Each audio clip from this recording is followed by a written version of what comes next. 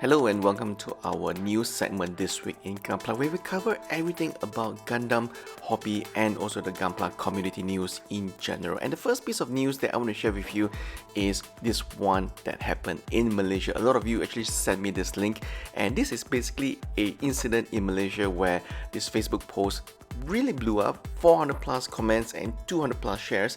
This is an incident where a seller was going to sell a GFF Gundam wing Snow White to a potential buyer.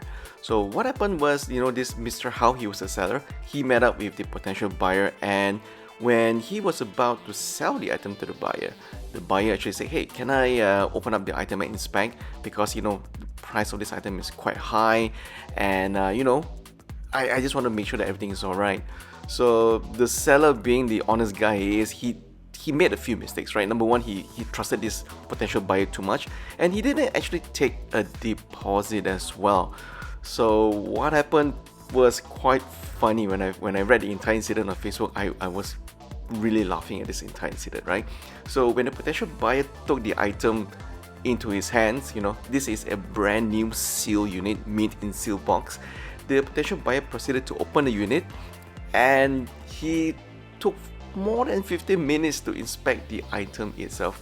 I mean, come on, how many of you would take that long to inspect a product that you're gonna buy, in a place where you just met the seller? So it was actually, that was the first red flag that came up to me. So it's kind of weird that people take that long to inspect the product. And what happened after that was, of course, obviously the seller didn't ask for a deposit before handing the item to the potential buyer to inspect the item.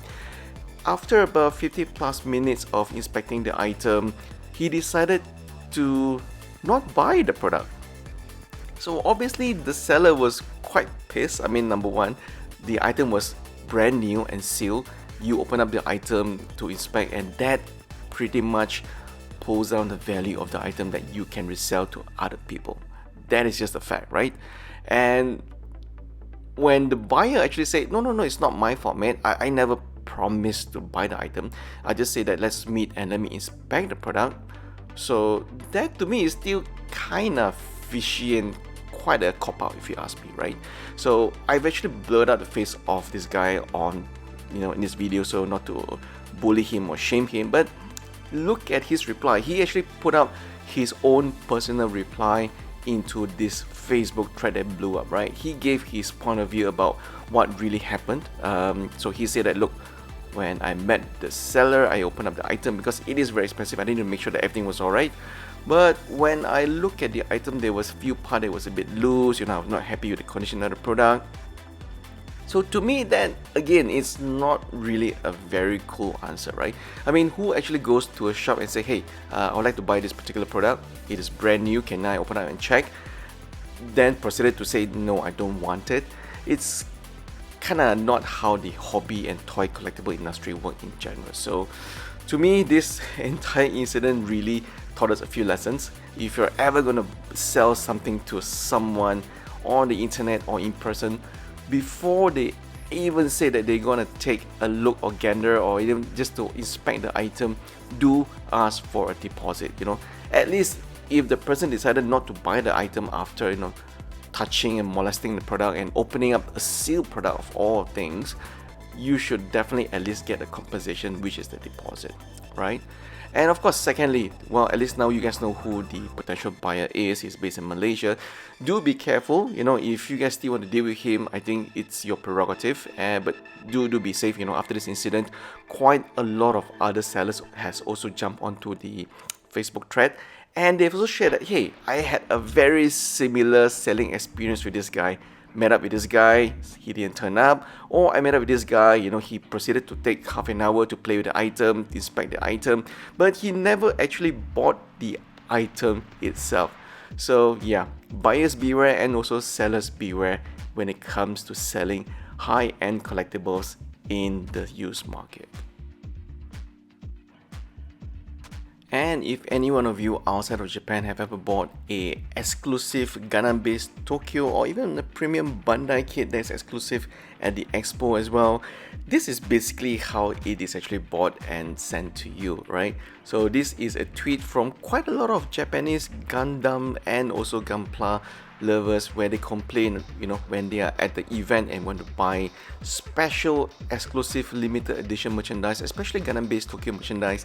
They are met in the lines with a lot of these old folks, right? Old ladies, old guys who are just seemingly standing there in line just to help to buy the product from a mastermind scalper. So there's actually some pictures where they show this one particular lady handing out a lot of money to every single one of these people in line just to buy the product. And of course, you can say that, hey, this could be loving grandmas from other countries who are buying this for their grandsons or their kids. Let's be real, right? Not many of these people will actually buy 3 to 4 of those single SKU items in a go. You will know a true Gunpla fan, or even let's say a particular friend or parent or family member buying a Gunpla kit for you, because they will not buy 3 to 4 units of one particular model kit. You know that these guys are buying this to resell outside of Japan. And do I blame them? Well, to be very frank, it's hard to say because there's no law in Japan that says that you cannot stand in line and buy Gunpla products in multiple SKUs. But if I'm not mistaken, in Gundam based Tokyo itself, there is a limitation of how many units you can buy of a particular model. But unfortunately, from all the reports from Japan has been coming out, all these old ladies and old guys who are standing in line to buy products from Gundam based Tokyo, those Gunpla Expo limited edition exclusive, they just pretty much don't care. They don't speak Japanese as well.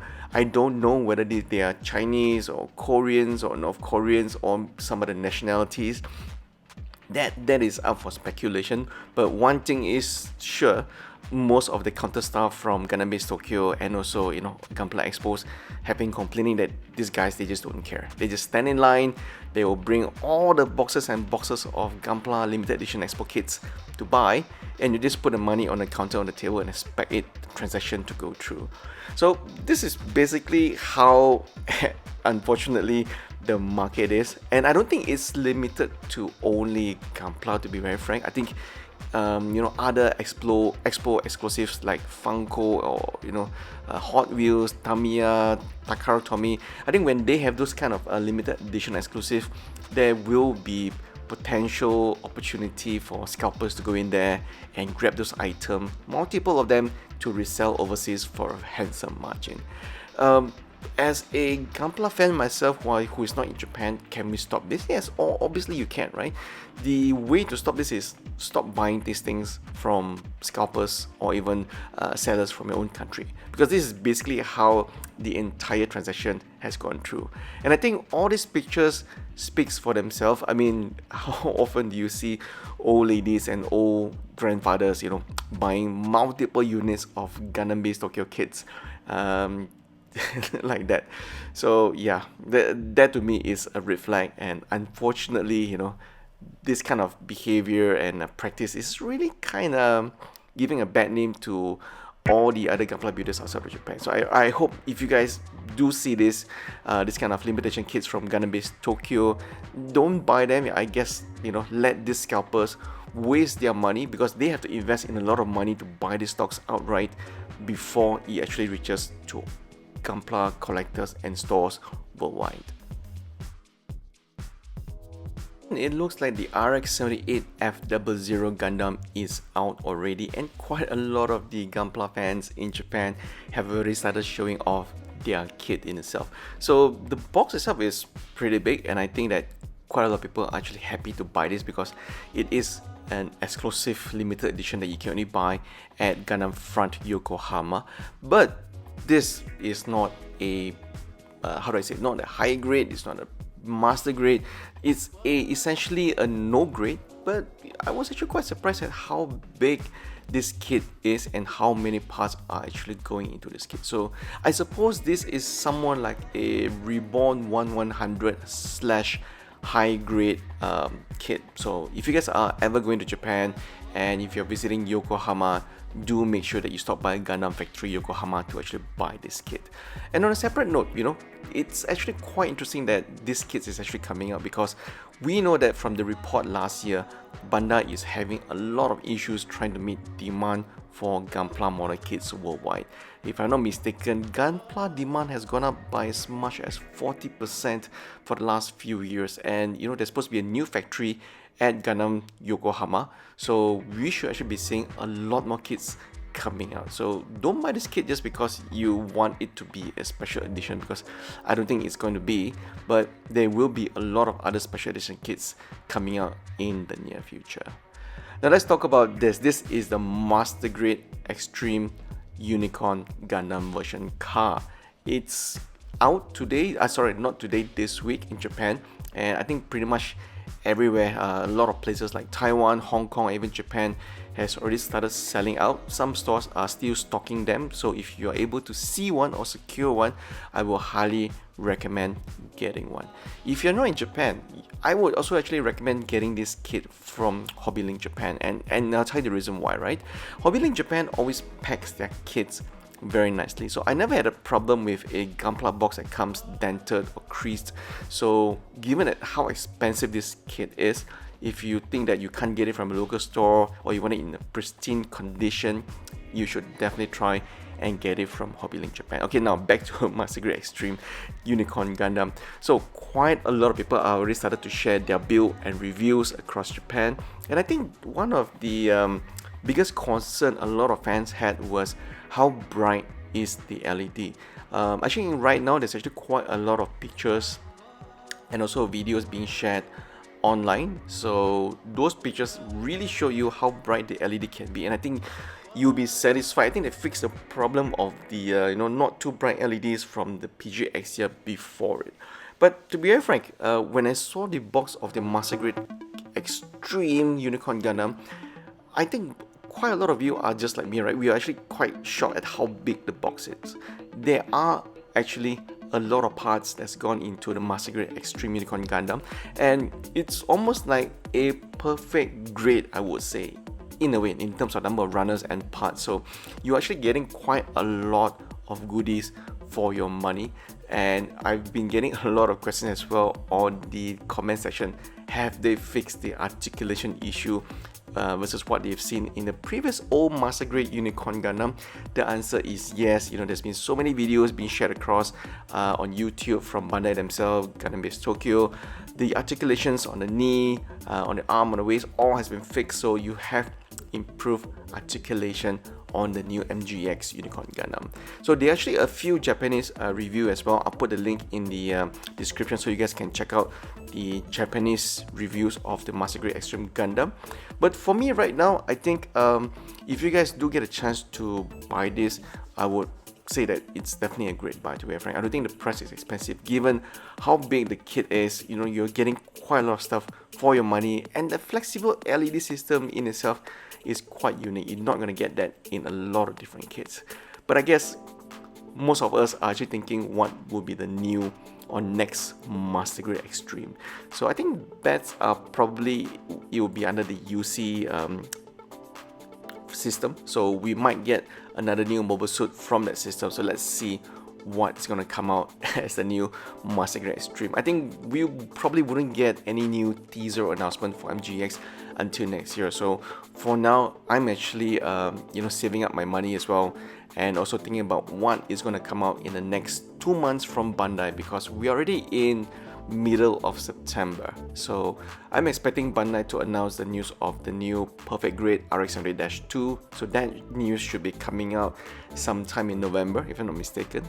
And hopefully by October or November as well, Bandai will be sharing with us that supposedly Unicorn Gundam self-transforming bus that they teased early in this year. So they did say that that product is in development, but we're not sure whether it's coming out this year for the 40th anniversary. I think that was planned, but given how the economic situation is for most people, I think Bandai might be a little bit hesitant in terms of releasing expensive items. I would say that the MGEX isn't exactly that expensive, but we shall see, right? But so far, I think the response towards MGEX is very solid, despite all the negative comments from quite a lot of Gunpla fans about how expensive it is and how it looks just like any other normal master grade Unicorn Gundam. But if you check out Twitter and you check out Facebook, quite a lot of the stores in Japan, Taiwan and Hong Kong have already sold out on their allocation for the master grade Extreme. And so, but I just want to circle back to the news about how Bandai is facing increased demand for Gunpla. And one of the surprising news development on that is actually a big chunk of the demand is actually coming from the States. So I guess the demand from the States is also increasing. That was supposed to be the pent-up demand after the movie releases, but we're still waiting for news on the live action movie. Still no news as of today. I don't know who's acting on it, I don't know who's directing. Still shrouded in mystery somewhat. But I'm sure some of you have probably seen there was a video from PewDiePie that he talks about his passion in building Gunpla, but I think again that's not new. But I suppose PewDiePie probably helped the Gunpla hobby to move forward somewhat in the States. I'm sure there'll be a lot of young kids who are exposed to Gunpla because of PewDiePie, and I think that's actually a good news. So hopefully there'll be more Gunpla builders in the States, and GBWC in more states in the US as well.